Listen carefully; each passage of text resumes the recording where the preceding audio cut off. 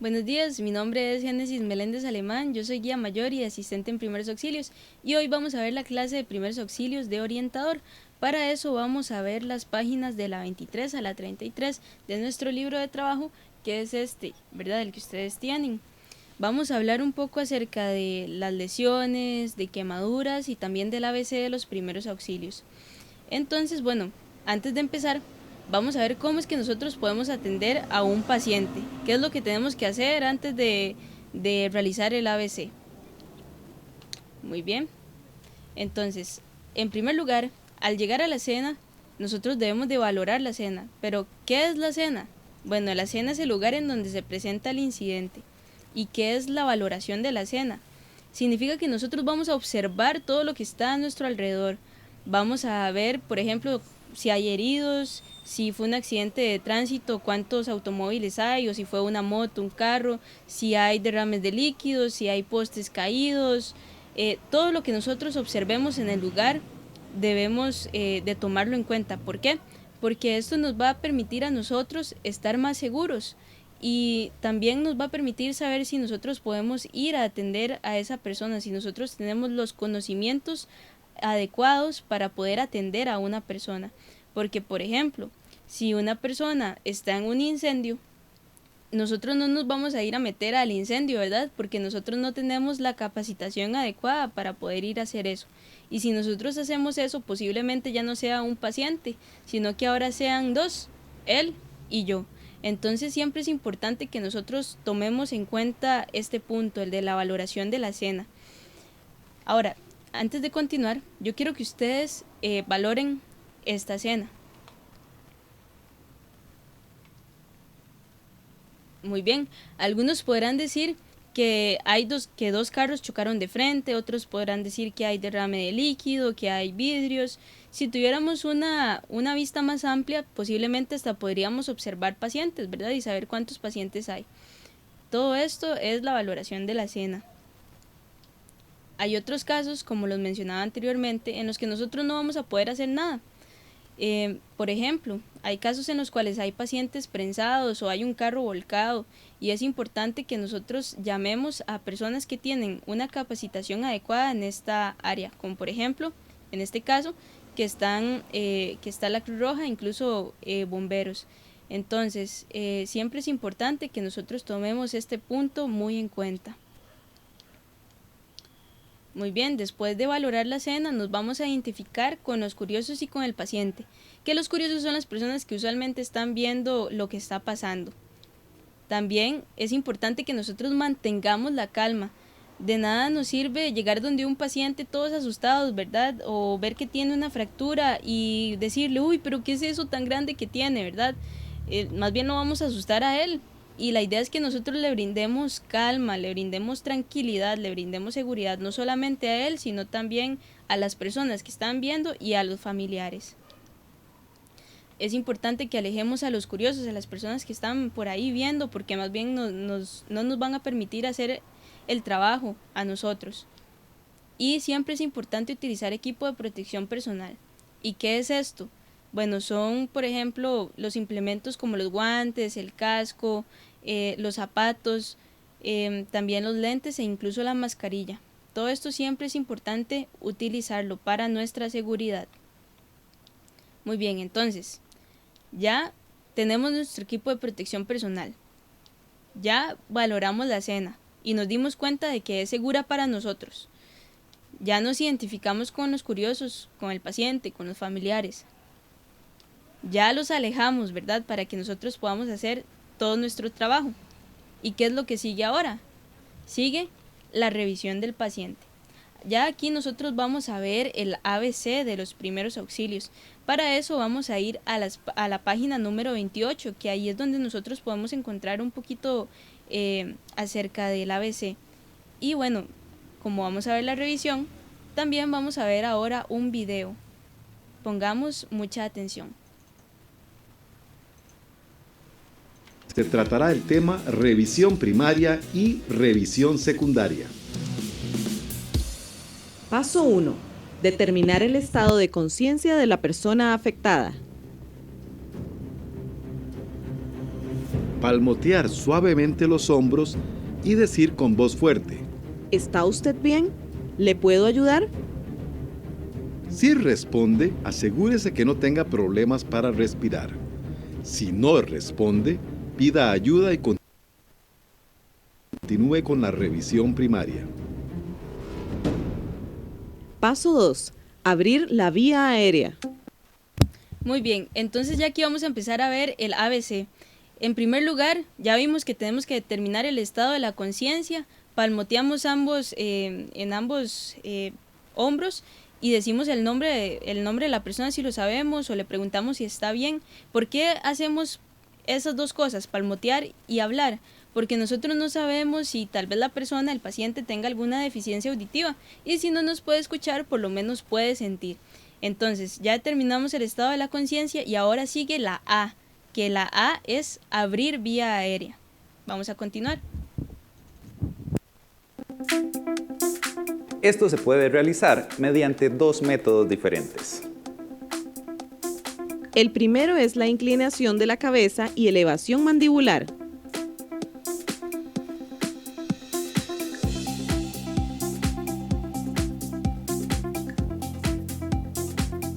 El segundo es el método de tracción o empuje mandibular.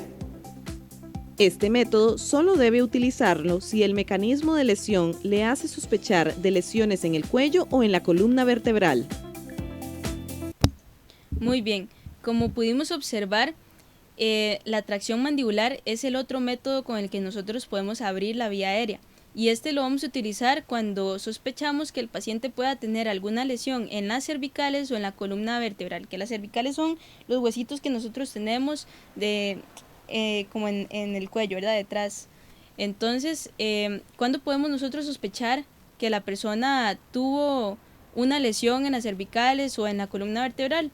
Bueno, hay algunos casos como por ejemplo los accidentes de tránsito, cuando hay un carro y una moto involucrados. Entonces el paciente puede salir volando y puede caer y puede tener una lesión en las cervicales, o también en aquellos casos como las precipitaciones, que las precipitaciones son caídas de más del doble de la altura de la persona. Entonces en estos casos es mejor que nosotros pensemos que el paciente puede tener una lesión en la columna vertebral o en las cervicales y hacerlo con la tracción mandibular, que esto se realiza colocando los dedos pulgares, como lo vemos ahí en la pantalla, en los pómulos, y los otros dedos van a ir en el maxilar inferior, que esto es un hueso que nosotros podemos sentir en esta parte, y los demás dedos van a ir detrás del cuello. Entonces vamos a continuar viendo el video.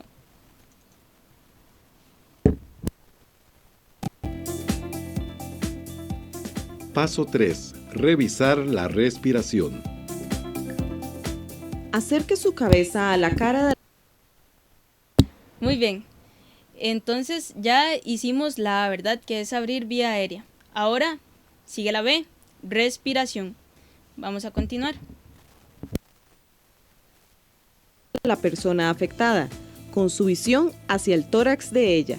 Coloque su oído cerca de la boca y nariz de la persona afectada. Este procedimiento no debe durar más de 5 segundos. Una vez en esta posición, vea los movimientos asociados a la respiración. Fundamentalmente, la elevación del tórax. Oiga la salida del aire a través de la boca y la nariz. Sienta el golpe del aire expirado en su mejilla. Paso 4. Determinar la circulación. Muy bien, entonces ya hicimos la A, abrir vía aérea, B, respiración y C, circulación. Ahora vamos a poner atención a la C, circulación. Averigüe si la persona afectada tiene pulso arterial, colocando los dedos índice y medio en el seno carotídeo en los adultos y niños, el cual se ubica del cricoides o manzana de Adán 2 centímetros hacia atrás y hacia arriba.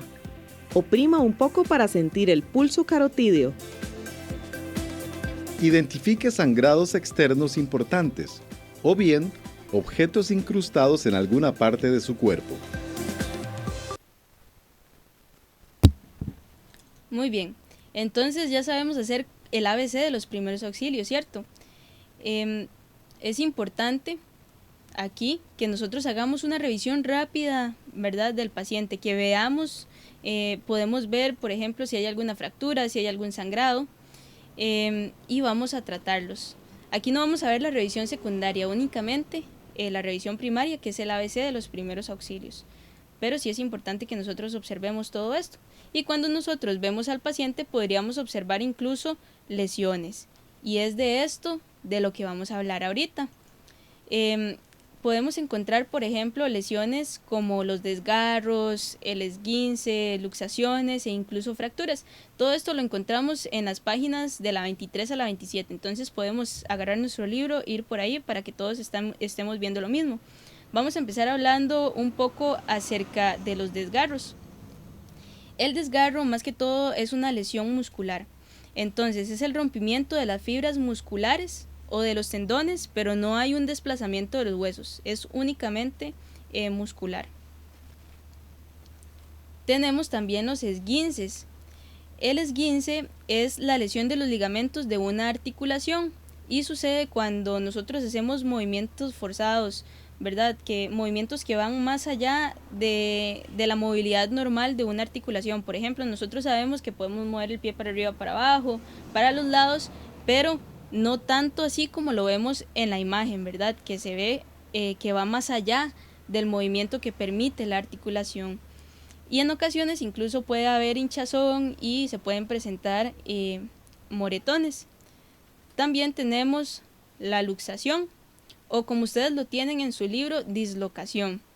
La luxación es el desplazamiento que sufre el extremo de un hueso que forma parte de una articulación. Es decir, básicamente es que el hueso se sale de la articulación. Por ejemplo, tenemos este caso que es muy común en los niños, en los bebés, cuando los papás los alzan de la mano, ¿verdad? Y esto puede provocar una dislocación de la cabeza del radio. Tenemos también las fracturas. Las fracturas las podemos encontrar expuestas o abiertas, como sale en la imagen, o cerradas.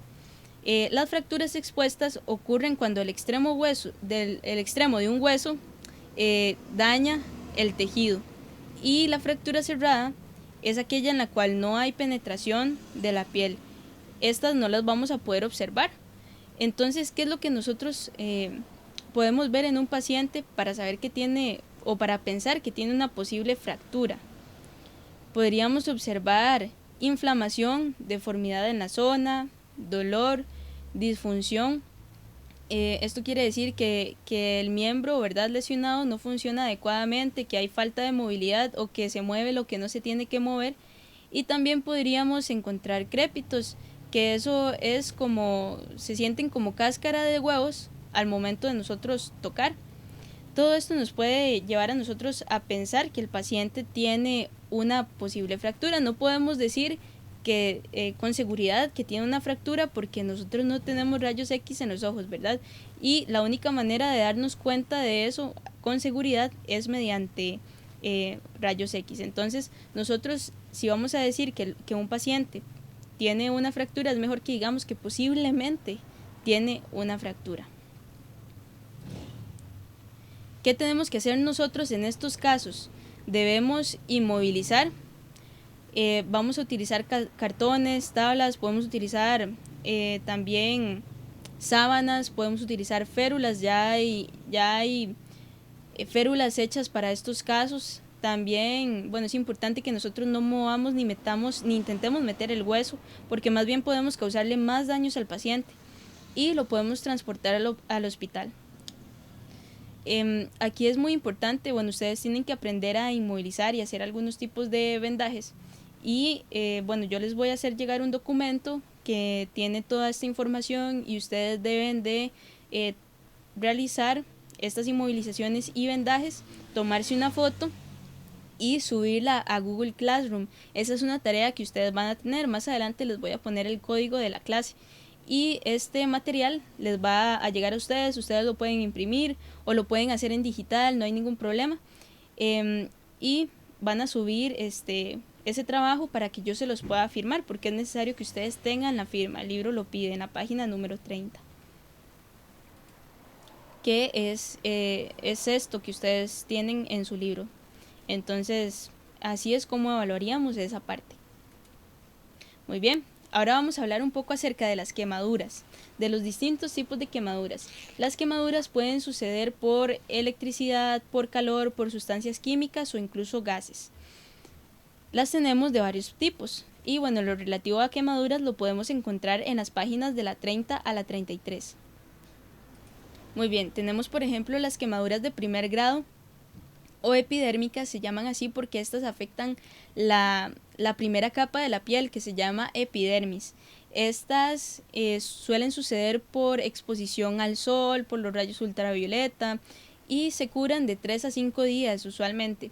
Estas son las quemaduras que se presentan rojas y que son dolorosas. De hecho, nos pasan a nosotros cuando vamos, por ejemplo, a la playa o cuando vamos a un campamento, ¿verdad? Y pasamos todo el rato en el sol y nos duele hasta que nos toquen, ¿verdad? Estas son las quemaduras de primer grado. También tenemos las quemaduras de segundo grado o dérmicas. Estas afectan tanto la primera capa de la piel, que es la epidermis, como parte de la segunda capa de la piel, que es la dermis. En estas ya nosotros podemos observar ampollas, como lo vemos en la imagen, podemos encontrarlas un poco húmedas, de un color como rosado, y estas se curan de 14 a 21 días usualmente. Estas suceden por exposición breve a una flama o a líquidos calientes. Muy bien, tenemos también las quemaduras de tercer grado, que estas afectan tanto la epidermis como la dermis en su totalidad. Se tiene la idea errónea, de hecho en el libro de ustedes dice que estas no son dolorosas, pero realmente sí son dolorosas. El paciente puede experimentar dolor y estas pueden suceder por electricidad, pueden suceder por sustancias químicas y también por líquidos calientes. Muy bien, ahora vamos a ver qué es lo que tenemos que hacer nosotros en casos de quemaduras. Es importante saber que nosotros vamos a poner agua a temperatura ambiente. Yo sé que en el libro de ustedes dice que en algunos casos se pone agua fría y que se pone un apósito húmedo y en otros se pone un vendaje seco, pero esto ya no es así. Eso era lo que se creía antes o lo que se hacía antes. Pero actualmente, según guías oficiales como esta que nosotros vemos aquí, que es el PHTLS, que es un libro de soporte vital de trauma prehospitalario, dice que todos los tipos de quemaduras nosotros les vamos a tratar con agua a temperatura ambiente, es decir, con el agua del grifo, ¿verdad? Y es importante que nosotros apliquemos un vendaje seco y abultado. Es decir, no lo vamos a azocar, el vendaje debe ser abultado, suavecito. Más que todo lo que nos interesa a nosotros es que, bueno, como ya hemos podido ver, las quemaduras son bastante sensibles y son muy dolorosas, entonces la idea es que nosotros reduzcamos el dolor en el paciente y que lo protejamos de todos los agentes que encontramos en el ambiente. Es importante también que nosotros no reventemos ampollas. Muy bien. Es importante recordar que nosotros no debemos poner grasas, ni pomadas o aceites, café, pasta de dientes, ni hielo, ni agua helada, ni ninguna otra sustancia. El hielo y el agua helada no se deben de poner porque más bien nosotros podríamos causar más daño en la piel del paciente. En cuanto a las grasas, los aceites y cualquier otra cosa que nosotros pensemos en poner, más bien podríamos causar una infección. Y en cuanto a las pomadas, es importante no ponerlas porque al final, si ese paciente tiene que ir al centro médico, eso se lo van a quitar ahí y le vamos a causar más dolor. Y recordemos que la idea es reducir el dolor del paciente. Muy bien, vamos a continuar. Vamos a hablar un poco acerca de las quemaduras químicas porque ustedes tienen también que saber qué hacer en quemaduras químicas. Estas pueden pasar, por ejemplo, por ácidos, por petróleo y bueno, nosotros debemos también saber qué hacer en estos casos. Es importante recordar que los químicos pueden continuar causando daño en los tejidos hasta que no sean diluidos en agua. Entonces, ¿qué es lo que vamos a hacer nosotros en quemaduras químicas? Vamos a lavar con agua igualmente a temperatura ambiente durante 20 minutos hasta que nosotros logremos quitar el químico de la piel del paciente. También es importante que nosotros quitemos todas las ropas contaminadas. Muy bien, también es importante saber qué hacer en una quemadura por electricidad. Estas son muy peligrosas y debemos recordar que toda persona que reciba una descarga eléctrica debe ser valorada por personal médico. ¿Por qué son peligrosas estas quemaduras? O estos casos de descarga eléctrica más bien, porque pueden causar lesiones internas, pueden alterar el ritmo normal del corazón. Cuando la electricidad pasa por nuestro cuerpo puede alterar el ritmo del corazón y puede incluso causar un paro cardiorrespiratorio. Puede causar quemaduras internas y externas, puede causar también daños a órganos internos e incluso fracturas. ¿Qué es lo que vamos a hacer nosotros en estos casos? Bueno, si estamos en nuestra casa, podemos cortar el suministro eléctrico y también podemos llamar al 911. Y si es necesario, vamos a aplicar o realizar el RCP. ¿Cuándo vamos a realizar la RCP? Bueno, cuando el paciente no responde, cuando no respira y cuando no tiene pulso. Y ya vimos al puro inicio, ¿verdad?, cómo valorar estas tres cosas, ¿verdad? Vamos a palmotear, vamos a revisar la respiración, vamos a revisar el pulso y si no responde, no respira y no tiene pulso, ya sabemos que le debemos de dar RCP. Si es en la calle que se presenta esto, es mejor que nosotros no nos acerquemos. Recordemos siempre que es importante nuestra seguridad y en estos casos llamaríamos al 911. Muy bien, ya para terminar les recuerdo la tarea que ustedes tienen, ¿verdad? Deben de subir la foto de los vendajes y entablillados realizados. Lo van a subir a Google Classroom. Eso está, para entrar ahí pueden utilizar ese código que les dejé en la pantalla. Y es importante también realizar el quiz de Kahoot. Igualmente aquí está el código de Kahoot. Entonces ustedes tienen que poner la foto del puntaje obtenido en Kahoot y la foto de los vendajes y entablillados realizados. Es importante recordar también que deben incluir esta pequeña tabla que viene en la página número 30 de su libro de trabajo para yo poder firmárselos. Igualmente en el documento que yo les adjunté, ahí viene todo, es como un libro de trabajo para ustedes en cuanto a primeros auxilios y ahí ustedes pueden subir absolutamente todo y ahí mismo yo les puedo firmar todo. Y esto sería por hoy. Muchas gracias por su atención y espero que hayan aprendido bastante.